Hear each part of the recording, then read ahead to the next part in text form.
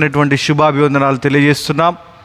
మరి ఈ యొక్క అద్భుతమైనటువంటి సమయాన్ని దేవుడు మనకిచ్చి ఉన్నాడు. ఆయన మహా దేవునిగా, కృపగలిగిన దేవునిగా మన జీవితాల్లో ఎన్నో అద్భుతమైనటువంటి కార్యాలు చేస్తూ ఉన్నాడు. మంచిది. బైబిల్ పరిశుద్ధ గ్రంథం నుంచి కొన్ని మాటలు మనం అధ్యయనం చేయడానికి ప్రయత్నం చేద్దాం. లూకా సువార్త 17వ అధ్యాయము 15-16 వచనాలు మనం చూసినట్లయితే ఇక్కడ చక్కటి మాటను మనం చూడగలుగుతాం. చూడండి, ఈ మాటలోని అర్థాన్ని, లేకపోతే ఈ యొక్క మాటలో ఉన్నటువంటి గొప్ప మాధుర్యాన్ని మనం తెలుసుకోవడానికి ప్రయత్నం చేద్దాం. వారిలో ఒకడు తనకు స్వస్థత కలుగుట చూచి గొప్ప శబ్దముతో దేవుని మహిమపరచుచు తిరిగి వచ్చి ఆయనకు కృతజ్ఞతాస్తుతులు చెల్లించుచు ఆయన పాదముల యొద్ద సాగిలపడెను.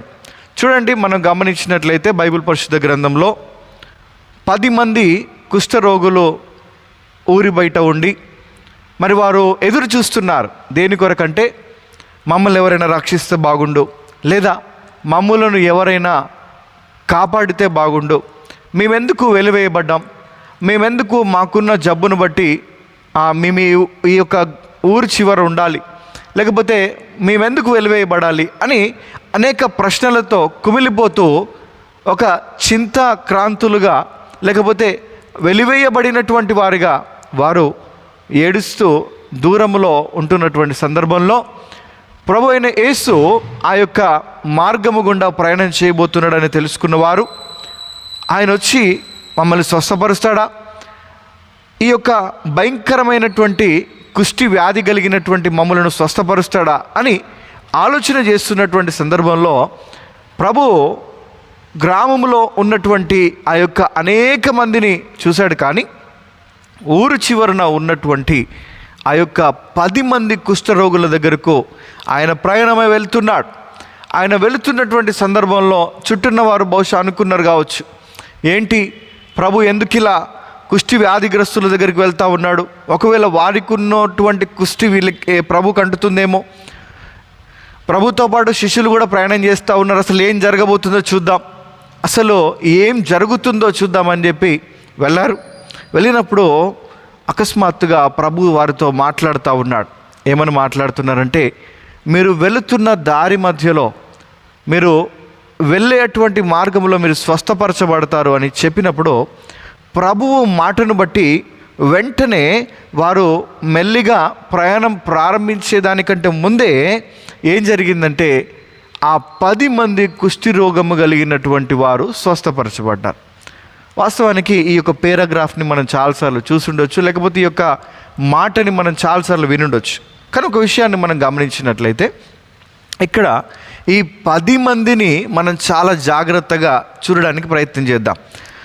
బహుశా ఈ 9 మంది ఏ విధంగా వెనుదిరిగారో, ఏ విధంగా పడిపోయారో కొంత ఆలోచన చేయడానికి ప్రయత్నం చేద్దాం. ఇలాంటి విధానాలు, లేకపోతే ఇలాంటి క్యారెక్టరైజేషన్స్, లేకపోతే ఇలాంటి తత్వాలు మనలో కూడా బహుశా ఉండొచ్చేం.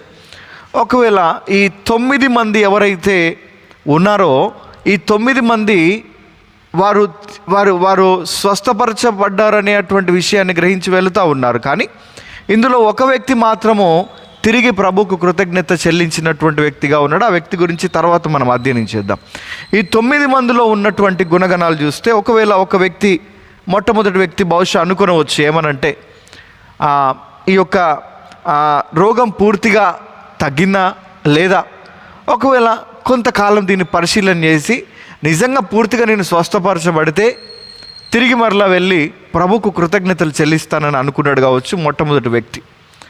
లేదా రెండో వ్యక్తి, నేను బాగుపరచబడ్డాను కాబట్టి నన్ను నేను కనపరుచుకున్నట కొరకు నా బంధువర్గ సభ్యులందరి దగ్గరికి వెళ్ళి, నా బంధువుల దగ్గరికి వెళ్ళి నేను స్వస్థపరచబడ్డాను, నేను బాగు చేయబడ్డాను అని చెప్పే అటువంటి ఆ ఆతృతలో ప్రభుకు కృతజ్ఞత చెల్లించుడు మర్చిపోయి ఆ వ్యక్తి తిరిగి వెళ్ళుండొచ్చు. మూడో వ్యక్తి, ఒకవేళ బహుశా అసలు నాకు కుష్టి లేదు, నేను భ్రమపడ్డాను కావచ్చు, నాకు నేనుగా హలోసినేషన్ చేసుకున్నాను కావచ్చు, వీరితో పాటు నేను ఉన్నాను కాబట్టి నాకు కూడా వచ్చి ఉండొచ్చు, లేకపోతే రాకుండా కూడా ఉండొచ్చు, ఒకవేళ నాకు ఉండొచ్చు ఉండకపోవచ్చు. కానీ ఏదో జరిగింది మొత్తానికి, కాబట్టి ఇది నిజం కాకపోవచ్చు అనే అటువంటి డైలమాలో ఉండొచ్చేమో బహుశా. ఒకవేళ నాలుగో వ్యక్తి అనుకోవచ్చు, ఏమని అనుకోవచ్చు అంటే రబ్బీ బోధకులు అయినటువంటి వారికి స్వస్థపరచడం పెద్ద విషయమేం కాదు. సో రబ్బీ బోధకులు స్వస్థపరచుటలో ప్రావీణ్యులు కనుక ఒకవేళ అలాంటి కార్యమే ప్రభు కూడా చేసి ఉండొచ్చు, ఇందులో పెద్ద గొప్పతనం ఏమి ఉండకపోవచ్చు అని అనుకున్నాడు కావచ్చు బహుశా. ఒకవేళ ఐదో వ్యక్తి నేను వాడినటువంటి మందును బట్టి అది పనిచేసింది కాబట్టి నేను బాగుపరచబడ్డానని అనుకున్నాడేమో మేబీ. ఆరో వ్యక్తి ఒకవేళ యాజకుని గొప్పతనం అని అనుకోవచ్చేమో. యాజకులుగా వారికి సహజ సిద్ధమైనటువంటి దేవుని ఈవులు, దేవుని యొక్క గిఫ్ట్స్ అని ఆపరేట్ చేయబడుతూ ఉంటాయి కాబట్టి ప్రభువు కూడా అలాగే చేసి ఉన్నాడని అనుకోవచ్చేమో మేబీ. ఒకవేళ ఏడో వ్యక్తి కూడా ప్రభు ఏం చేయలేదు కదా, ప్రభు వచ్చి ఒక మాట సెలవిచ్చాడు కానీ ఇక్కడ ప్రభు వచ్చి ఏం చేయలేదు కదా, ఆయన జస్ట్ మాట సెలవిచ్చాడు అంతే, ఒక మాట ద్వారానే మనం స్వస్థపరచబడతామా అని కూడా అనుకోవచ్చు. ఒకవేళ ఎనిమిదవ వ్యక్తి కనీసం నన్ను ముట్టుకోలే కదా, మరి ఇంతకు ముందుకు జరిగినటువంటి అద్భుతంలో యేసుప్రభు ఒక వ్యక్తి దగ్గరికి, కనలేని వాడి దగ్గరికి వెళ్ళి అతని కంటికి మట్టిని పూసి ఒకవేళ అతన్ని స్వస్థపరిచినట్లుగా అట్లేం జరగలేదు కదా, కనీసం ఆయన చెయ్యి నన్ను తాకలేదు కదా, కనీసం ఆ విధంగా నన్ను ఆయన ముట్టలేదు కదా అనుకోవచ్చేమో. ఒకవేళ తొమ్మిదో వ్యక్తి అనుకోవచ్చు, ఈ స్వస్థత శాశ్వతమేనా, ఈజ్ ఇట్ పర్మనెంట్ అని ఒకవేళ అనుకోవచ్చేమో. ఇలా విభిన్నమైనటువంటి తత్వాలు ఒకవేళ మనలో ఉన్నటువంటి వారిలో, చూస్తున్నటువంటి వారిలో కూడా కొన్నిసార్లు దేవుడు మనలను బాగు చేసినప్పటికీ అపనమ్మకముల వైపు, అవిశ్వాసపు బీజముల వైపు మనం నడిపించబడుతున్నామేమో. చూడండి, మనం సాధారణంగా ఆలోచన చేసినట్లయితే ఆయనకు సమస్తము సాధ్యమే, నమ్ముట నీ వలనైతే నమ్మువానికి సమస్తము సాధ్యమే అని బైబిల్ పరిశుద్ధ గ్రంథం చాలా స్పష్టంగా బోధిస్తూ ఉంది. ఈరోజు మనం ఆలోచన చేసినట్లయితే ఈ 10 మందిలో 9 మంది విభిన్న రకాలైనటువంటి మనస్తత్వము కలిగిన వారై ఉండి వారు ప్రభువుకు కృతజ్ఞత చెల్లించకుండా వెళ్ళినటువంటి వారై ఉన్నటువంటి వారుగా ఉన్నారేమో. ఒకవేళ ఈరోజు వాక్యం వింటున్నటువంటి నీలో కూడా అలాంటి గుణగణాలు ఉన్నట్లయితే, అలాంటి క్యారెక్టరైజేషన్స్ ఉన్నట్లయితే నీవు కూడా దేవుడు చేసిన మేలుకు కృతజ్ఞత చెల్లించినటువంటి వాడిగా, లేకపోతే కృతజ్ఞత స్తుతులు అర్పించినటువంటి వాడిగా నీవు కూడా కొన్నిసార్లు మనం కొన్ని అప్లికేషన్స్ ప్రభు ముందు పెట్టుకుంటాం, కొన్ని పెట్టుకుంటాం. ఏంటంటే దేవా ఇందులో నుంచి నన్ను బయటికి తీసుకురా, లేకపోతే ఈ యొక్క బలహీన పరిస్థితుల నుంచి నన్ను బాగు చేయి అని కొన్నిసార్లు మనం బెడ్ మీద ఉన్నప్పుడు, లేకపోతే మన కుటుంబంలో ఎవరికైనా బాగోలేనప్పుడు ఇలాంటి కొన్ని తీర్మానాలు మనం తీసుకుంటాం. కానీ తీర్మానం తీసుకోవడం గొప్ప విషయం కాదు, కానీ తీసుకున్న తీర్మానం మీద నిలబడడం చాలా గొప్ప విషయం. ఈరోజు సగటు ప్రతి క్రైస్తవుడు కూడా మేలుల కొరకు, ఆశీర్వాదాల కొరకు అనేక మంది పరుగులెడతా ఉన్నారు.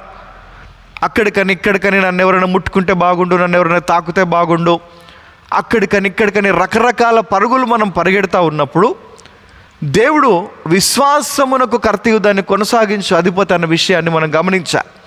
నీ విశ్వాస మూలాలను బట్టి, నీకున్నటువంటి అపరిమితమైనటువంటి విశ్వాసమును బట్టి దేవుడు నీ జీవితాల్లో కార్యాలు చేస్తాడన్న విషయాన్ని గ్రహించాలి. వాస్తవానికి మన పరుగు ఎక్కడికి వెళ్ళాలి, లేదా మన యొక్క ప్రయాణం ఎక్కడికి వెళ్ళాలంటే రహస్యమందు చూచుచున్న నీ తండ్రికి నీవు ప్రార్థించే నీ గదిలో నీ ప్రార్థన ఉండాలి. అలాంటి ప్రార్థనాపూర్వకమైనటువంటి జీవితాన్ని మనం కలిగి ఉంటే ఆ మహాదేవుడు ఖచ్చితంగా నిన్ను రక్షించుటకు, నిన్ను స్వస్థపరచుటకు, నిన్ను ఆశీర్వదించుటకు ఆయన సంసిద్ధునిగా ఉన్నట్లుగా మనం చూస్తున్నాం. ఈరోజు కొన్నిసార్లు మనం కూడా ఏం చేస్తామంటే ఆశీర్వాదాలు పొందుకున్న తర్వాత, దీవెనలు మేలులు పొందుకున్న తర్వాత కొన్నిసార్లు మనం కూడా ఇంకా అయిపోయింది కదా, నా అవసరం తీరిపోయింది కదా, దేవునితో నాకున్నటువంటి ఆ యొక్క అగ్రిమెంట్ ఫినిష్ అయిపోయింది కదా, నేను దీవించబడ్డాను కాబట్టి నాకు దేవుడు అవసరం లేదు, నేను ఆశీర్వదించబడ్డాను కాబట్టి నాకు దేవుడు అవసరం లేదు. ఇలాంటి తత్వాలతో గనుక మనం కూడా ఒకవేళ దేవుడు చేసిన కార్యాలకు కృతజ్ఞతను చూపించినటువంటి వారిగా ఉంటున్నామేమో ఒకసారి మనంగా పరిశీలన చేసుకోవడానికి ప్రయత్నం చేద్దాం. చూడండి, 9 క్యారెక్టరైజేషన్స్ మనం చూస్తున్నాం. మొట్టమొదటి వ్యక్తి పూర్తిగా పడ్డాక ఇంకా కొన్ని రోజులైనాక నేను దేవుని కృతజ్ఞత చెప్తానని అనుకున్నాడేమో మేబీ. రెండో వ్యక్తి ఒకవేళ మరలా నేను బాగుపడ్డాననే ఉద్రిక్తతతోని ముందు వెళ్ళి నా బంధువులతో చెప్పాలి, నా చుట్టాలతో పంచుకోవాలి, నేను ఎలాగ బాగుపడ్డానో చూపెట్టుకోవాలని చెప్పి పరుగున పరిగెత్తాడు కావచ్చు మేబీ. ఒకవేళ మూడో వ్యక్తి అసలు నాకు ఉందో లేదో అనే కొన్నిసార్లు మనకు కూడా ఉంటుంది కదా ఇలాంటి ఆలోచనలు, ఇలాంటి తత్వాలు మనలో కూడా కొన్నిసార్లు బాగయ్యేంతవరకు మనం ఒకలాగుంటాం. బాగు చేయబడ్డ తర్వాత లేకపోతే సరి చేయబడ్డ తర్వాత మన గుణగణాలు కంప్లీట్గా మార్చబడిపోతాయి. అప్పటి వరకు మూలుగులు, అప్పటి వరకు కార్చిన కన్నీరు, అప్పటి వరకు ప్రభు సన్నిధిలో వేడుకున్నటువంటి ఆ యొక్క అంగలార్పు అంతా కూడా పోయి మనం బాగైపోతాం కాబట్టి, ఇంకా స్వస్థపరచబడతాం కాబట్టి ఇంకా దేవుడు అవసరం లేనటువంటి సందర్భాలలో ఒకవేళ మనం కూడా అలాంటి ప్రయాణంలో ఉన్నామేమో. ఒకవేళ నాలుగో వాడు సాధారణంగా దేవుడు గొప్ప దేవుడు కాబట్టి ఆయన స్వస్థపరుస్తాడు, రబ్బీ బోధకుల ద్వారా స్వస్థపరిచినట్లుగా అలాగే స్వస్థపరుస్తాడు కాబట్టి స్వస్థత అనేది సాధారణమైనటువంటి విషయం అని ఒకవేళ మనం కూడా అనుకుంటున్నామేమో. ఒకవేళ ఐదో వ్యక్తిగా దేవుడు ఓకే నేను వాడినటువంటి మందులను బట్టి జరిగి ఉండొచ్చు అని కూడా మనం అనుకుంటాం. ఇలాంటి ఆలోచనలు మనం చేస్తాం. కానీ వాస్తవానికి చూడండి, మనం ఆలోచన చేసినట్లయితే యాజకులకు ఇది గొప్పతనం అని కూడా అనుకోవచ్చు. లేకపోతే యేసుప్రభు ఏం చేయలేదు కదా, ఆయన నన్ను వచ్చి ముట్టలేదు కదా, తాకలేదు కదా అని అనుకునే ప్రమాదం కూడా ఉంది. ఇలాంటి రకరకాల మనము ఆలోచన చేస్తున్నప్పుడు ప్రభువు నోటి నుంచి వచ్చి ఒక మాట అయినా అది మన జీవితాలకు ఆశీర్వాదం అన్న విషయాన్ని మనం ఈరోజు గ్రహించాలి. చూడండి, దేవుని నోటి నుంచి వచ్చు ప్రతి మాట వలన మనం జీవిస్తాం.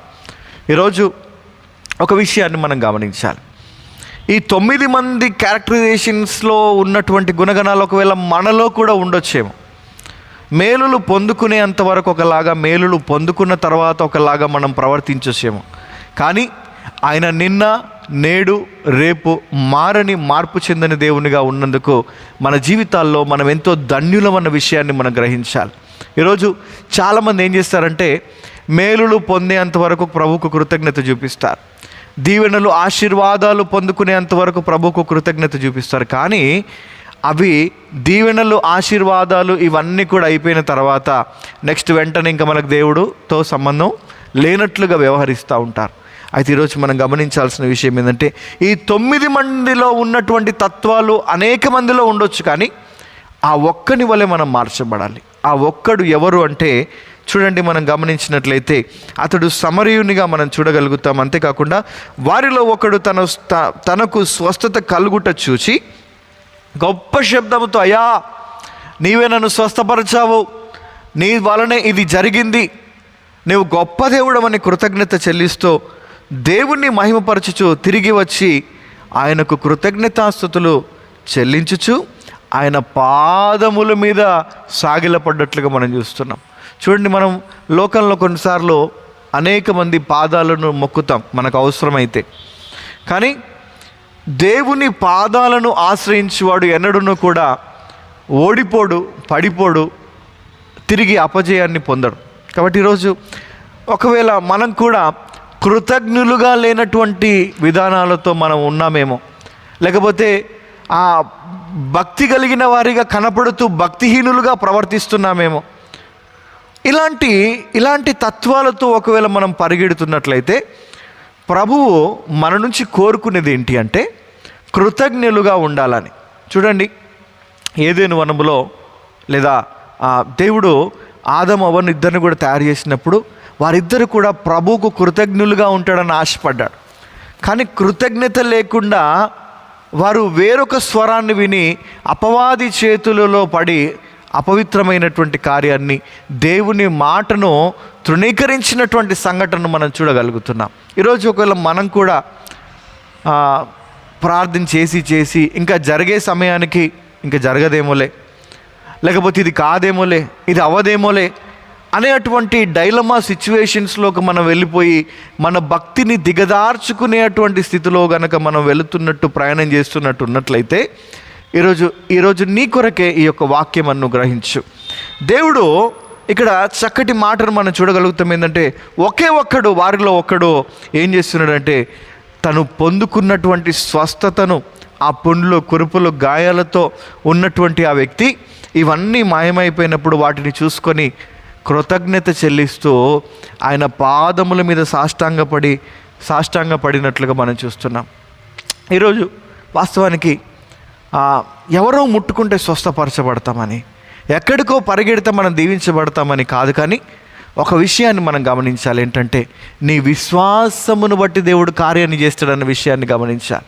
ఈరోజు యావత్ క్రైస్తవులు ఆలోచించవలసినటువంటి విషయం ఏంటంటే, విశ్వాస పరిమాణం నీలో ఉన్నట్లయితే, దృఢమైనటువంటి నిశ్చయత నీలో ఉన్నట్లయితే, బలమైనటువంటి ప్రార్థన ధూపముని గదిలో నిత్యము కొనసాగించబడుతున్నట్లయితే ఖచ్చితంగా నీవు దీవెనలకు పాత్రుడవు, మేలులు పొందుకున్నటకు పాత్రుడు అన్న విషయాన్ని గ్రహించు. ఈరోజు మనం ఎక్కడెక్కడికో పరుగులు తీయాల్సిన అవసరం లేదు. నీవు రహస్యమందు నీ తండ్రికి వినపడేలాగా నీ గదిలో నీవు ప్రార్థిస్తే, నీ దగ్గరకు వచ్చి నీ రోదన, నీ యొక్క వేదన, నీ హృదయంలో ఉన్నటువంటి అంతరంగంలో ఉన్నటువంటి ప్రతి ఒక్క గాయమును కట్టుటకు ఆయన పరమ వైద్యునిగా ఉన్నాడన్న విషయాన్ని మనం తెలుసుకోవాలి, మనం గ్రహించాలి, మనం నేర్చుకోవడానికి ప్రయత్నం చేయాలి. కాబట్టి ఈ చక్కటి సమయంలో మనమందరం కూడా నేర్చుకోవాల్సినటువంటి విషయం ఏంటంటే, ఆయన ఆశీర్వదించుటకు సమర్థుడు, దీవించుటకు సమర్థుడు అన్న విషయాన్ని మనం గ్రహించాలి. కాబట్టి ఈరోజు మంచి మాటను మనం ఎరుగుతున్నాం, మంచి మాటను మనం తెలుసుకుంటున్నాం. ఏంటంటే కృతజ్ఞత భావము కలిగిన వారిగా. చూడండి, మనము ఎవరికైనా సహాయం చేసినప్పుడు, సహాయం చేసిన తర్వాత ఒకవేళ వారు మనల్ని చూడకుండా, పట్టించుకోకుండా, ఇంకా మనతో సంబంధం లేకుండా ప్రవర్తించారు అనుకుందాం. ఏమనిపిస్తుందంటే వీడికి ఇంకా నేను చేయబట్టే వీడు ఇంత ఘనంగా ఎదిగాడు, అయినప్పటికీ వీడి కృతజ్ఞత లేదు, వీడు నన్ను మర్చిపోయాడు, లేకపోతే ఇతను నన్ను మర్చిపోయాడు అని అతని గురించి మొదట కోపం వస్తుంది, బాధ వస్తుంది, ఇవన్నీ కూడా కలుగుతాయి. ఒక మానవ సంబంధమైనటువంటి మానవులతో ఎవరైనా మన ద్వారా మేలు పొందుకొని మనకు కృతజ్ఞత చూపెట్టకపోతే, మనకు కృతజ్ఞులుగా లేకపోతే, మన హృదయం అంతా గాయపరచబడితే, మన హృదయం అంతగా బాధపడితే, ప్రభువు ద్వారా మేలులు పొందుకున్న మనము, ప్రభు యొక్క గొప్పతనము తెలుసుకున్నటువంటి మనం, ప్రభువు ద్వారా అనేక గొప్ప కార్యాలు అనుభవించినటువంటి మనము ప్రభువును విసర్జించి ఆయనకు కృతజ్ఞులుగా లేకపోతే, ఆయనకు కృతజ్ఞత గలవారంగా జీవించలేకపోతే మనం ఎలాగూ వర్ధిల్లుతాము, ఎలాగూ దీవించబడతాము, ఎలాగూ ఆశీర్వదించబడతాం అన్న విషయాన్ని ఈరోజు మనం తెలుసుకోవడానికి ప్రయత్నం చేయాలి. కాబట్టి ఒకే ఒక్క మాటను మనం చూస్తున్నాం. ఏంటంటే 9 మంది వారు వారు వారు వారు వారి వారి కారణాల చేత వెళ్ళిపోయారు, కానీ ద ఓన్లీ పర్సన్ ఒక్కడు మాత్రం తిరిగి వచ్చి గొప్ప శబ్దముతో ప్రభువు దగ్గరికి వచ్చి సాష్టాంగ నమస్కారం చేశాడు. ఆ ఒక్కడిగా మనం ఉండాలండి. ఈరోజు ఎన్నో మేలులు పొందుకున్నాం, ఎంతోమంది కాలగర్భంలో గతించిపోయారు, మరణించారు, మన కళ్ళ ముందు అనేక మంది కనపడకుండా మాయమైపోయారు. కానీ మనము ప్రభువుకు కృతజ్ఞులుగా ఉన్నామా? మనం ప్రభువునకు కృతజ్ఞత చూపించగలుగుతున్నామన్న విషయాన్ని ఒకసారి మనంగా పరిశీలన చేసుకోవడానికి ప్రయత్నం చేయాలి. ఈరోజు వాక్యం వింటున్నటువంటి మనం ఏం నేర్చుకోవాలి అంటే, కృతజ్ఞత భావం పెంచుకోవాలి. ప్రభువునకు కృతజ్ఞతాస్తుతులు చెల్లించేటువంటి వారుగా మనం ఉండాలి. చూడండి, ఈ లోకంలో మనం చూసినట్లయితే అనేక మంది మనలను మోసపుచ్చేవారు ఉంటారు. ఎవరైనా మనం మోసం చేసినప్పుడు వీలైతే పోరాడడానికి ప్రయత్నం చేస్తాం, లేకపోతే ఇంకా మన రాతింతేలే అనుకొని ఇంకా కామ్ డౌన్ అయిపోతాం, లేకపోతే మనంగా సెట్ అయిపోతాం, మనంగా ఇంకా దాన్ని క్యాజువల్గా తీసుకోవడానికి ప్రయత్నం చేస్తాం.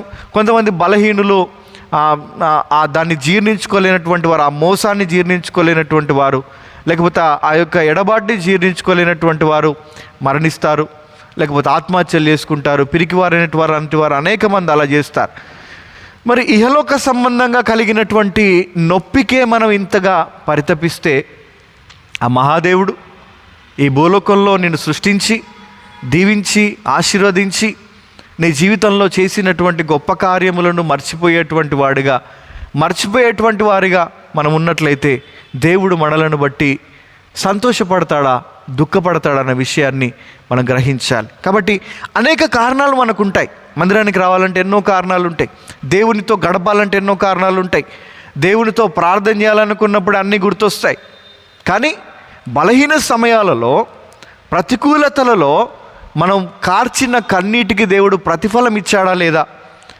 మనం కార్చినటువంటి ప్రతి కన్నీటి బొట్టుకు దేవుడు జవాబు దయచేశాడా లేదా అన్న విషయాలు మనం గమనించాలి. కాబట్టి అనేక మంది కృతజ్ఞత చూపించకపోవచ్చు, కానీ క్రైస్తవుని యొక్క నైతిక ధర్మం ఏమై ఉండాలంటే మనం ఖచ్చితంగా కృతజ్ఞత చెల్లించేటువంటి వారిగా, థ్యాంక్స్ గివింగ్ ఇచ్చేటువంటి వారిగా. అందుకే చాలామంది కృతజ్ఞత కూడికను పెట్టుకుంటారు.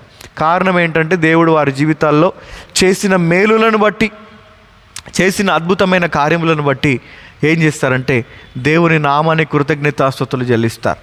అందుకే మన గృహాల్లో జరిగే ప్రతి ఫంక్షన్కి, ప్రేయర్కి, ప్రార్థనకు ఎక్కువ ప్రాముఖ్యతను ఎందుకు ఇస్తామంటే నీ వలన జరిగిన ఈ కార్యమును బట్టి మొదటగా నీకు కృతజ్ఞతాస్తుతులు చెల్లించే వారంగా మేము ఉంటామని ఒక మంచి ప్రార్థనను మన కుటుంబాలలో ఏర్పాటు చేసుకుంటాం. అది మేబీ బర్త్డే కావచ్చు, యానివర్సరీ కావచ్చు, ఏ కార్యక్రమమైనా కూడా ప్రార్థన ఎందుకు మనం ముందు పెట్టుకుంటామంటే దేవా నీకంటే నాకు ఎక్కువ ఏది కాదని, నీవు చేసిన మేలులకు, నీవు చేసిన ఉపకారములకు నేనేమి చెల్లింతును, నా యొక్క జీవితాన్ని, నా కుటుంబాన్ని, నా ఫలమును అన్నీ కూడా నీకు అర్పిస్తానని అలాంటి ఆ గొప్ప భావము, స్వభావం మనలో ధరించబడాలి. కాబట్టి ఈరోజు కృతజ్ఞతాపూర్వకంగా ప్రభువుకు మనము కృతజ్ఞత చెల్లించే వారిగా చూడండి.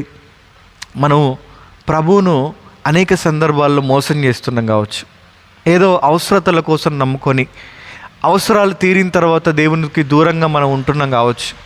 ఇలాంటి స్వభావాలు కనుక మనలో ఉన్నట్లయితే దయచేసి అలాంటి స్వభావాలకు ఈరోజైనా ఒక ఫుల్ స్టాప్ పెట్టేసి, నేను అందరిలా కాదయ్యా, నేను ఖచ్చితంగా నీ కృతజ్ఞునిగా ఉంటాను, నీ కృతజ్ఞత కలిగిన వాడిగా నేను జీవిస్తాననేటువంటి ఆ తత్వాన్ని మనలో అలవర్చుకొని ఉన్నతమైనటువంటి దేవుని కార్యాలు మనం పొందుకుందాం. ఆయన బహుమానం ఇచ్చే దేవుడు, ఆయన దీవించు దేవుడు, ఆయన ఆశీర్వదించు దేవుడు. ఇలా 9 మంది రకరకాల కారణాల చేత ప్రభుకు కృతజ్ఞత చెల్లించలేకపోయారు, కానీ ఒకే ఒక్క వ్యక్తి మాత్రం ప్రభుకు కృతజ్ఞత చెల్లించాడు. ఆ వ్యక్తే నీవు కావాలన్నదే ఈ ప్రసంగం యొక్క సారాంశం. ఆ వ్యక్తిగా నీవు ఉండాలని. చూడండి, అందరూ నమ్ముకుంటారు కానీ అందరికీ దేవుడు అర్థం కాడు. అందరూ దేవుణ్ణి విశ్వసించాలనుకుంటారు, యేసు ప్రభు పిల్లలుగా పరిగణించబడతారు, కానీ నిజమైనటువంటి క్రీస్తు స్వభావ గుణగణాలు వారిలో అమర్చబడవు.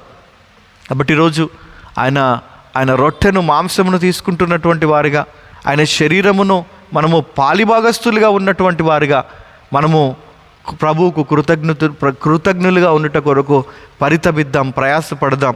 అలాంటి ప్రయాస మనకు రావాలంటే ఈరోజు ఒక తీర్మానం చేసుకోవాలి. ఏంటంటే దేవా, నీవు 10 మందిని బాగు చేస్తే అందులో ఒక్కడు మాత్రమే కృతజ్ఞత చూపించాడు. ఈరోజు ఆ 9 మందిగా మేము ఉండమయ్యా, కానీ ఆ ఒక్కడిగా మేము ఉంటాం అనే ఒక తీర్మానంతో ప్రభు సన్నిధిలో మనం ఉందాం. దేవుడు మనలను దీవించునుగాక. పరిశుద్ధుడా, నీ కొందనాలు. ఇంతసేపు విన్నటువంటి మాటలను బట్టి నీ కొందనాలు. నిజమే, అనేక సందర్భాలలో, అనేక ప్రతికూలతలలో నీ పాదాలను మేము ఆశ్రయిస్తున్నామేమో, కానీ అనేక సందర్భాలలో చేసిన మేలులకు తగినటువంటి కృతజ్ఞత నీకు చెల్లించలేకపోతున్నామేమో. ఆ మొదటి ప్రేమను, ఆ మొదటి వైభవమును తిరిగి మరలా మాకు దయచేయి.